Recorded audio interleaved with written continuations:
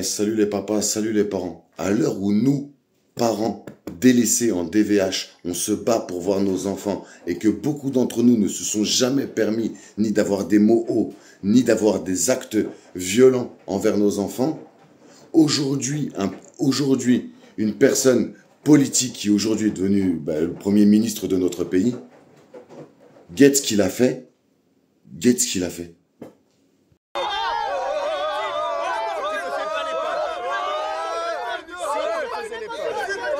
C'est une séquence qui a marqué la carrière politique de François Bayrou. En 2002, alors qu'il est candidat à l'élection présidentielle pour l'UDF, il effectue un déplacement de campagne à Strasbourg sur le thème de l'insécurité.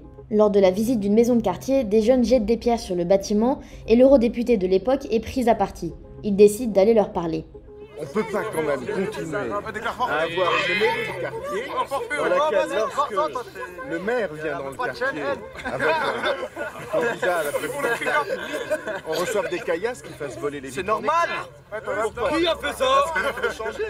Pourquoi c'est normal? Ils en ont marre les jeunes, non mais il faut les comprendre. Les échanges sont vifs quand soudain...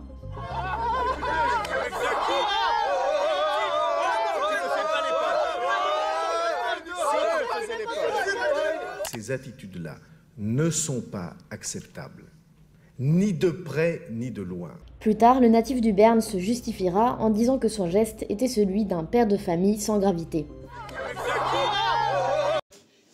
À l'heure où on condamne les violences intrafamiliales, à l'heure où on condamne ne serait-ce que des paroles osées envers d'autres personnes, et qu'une agression verbale est tenue autant qu'une agression physique, vous, qui êtes aujourd'hui Premier ministre, vous vous permettez de gifler un enfant et à dire que c'est un acte d'un père de famille.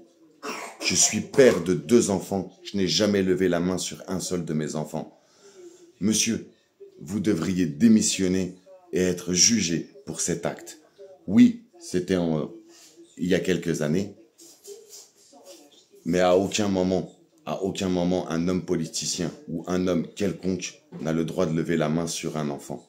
Comme je l'apprends à mon fils, depuis qu'il sait parler, personne n'a le droit de te taper, ni papa, ni maman, ni tes copains, ni papy, ni mamie. Personne.